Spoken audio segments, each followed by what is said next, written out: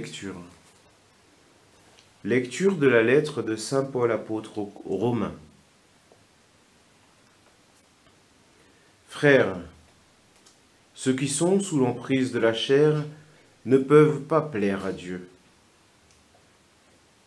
Or vous n'êtes pas sous l'emprise de la chair, mais sous celle de l'Esprit, puisque l'Esprit de Dieu habite en vous.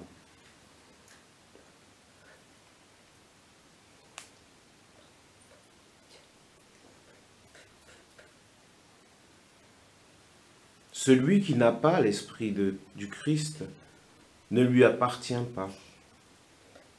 Mais si le Christ est en vous, le corps, il est vrai, reste marqué par la mort à cause du péché, mais l'Esprit vous fait vivre, puisque vous êtes devenus des justes.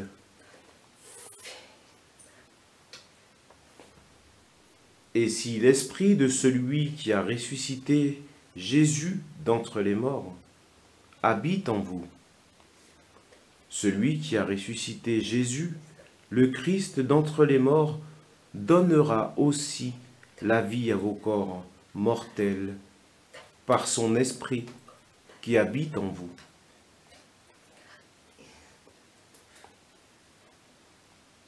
Ainsi donc, frères, nous avons une dette, mais elle n'est pas envers la chair, pour devoir vivre selon la chair.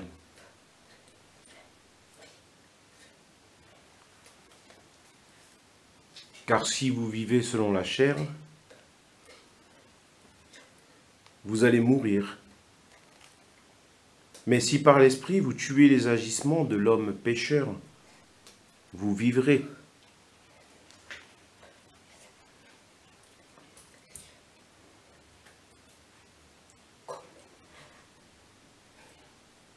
En effet, tous ceux qui se laissent conduire par l'Esprit de Dieu, ceux-là sont fils de Dieu.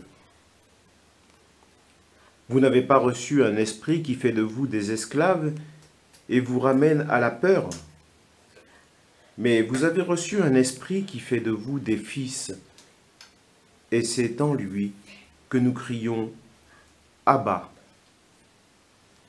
c'est-à-dire « Père ».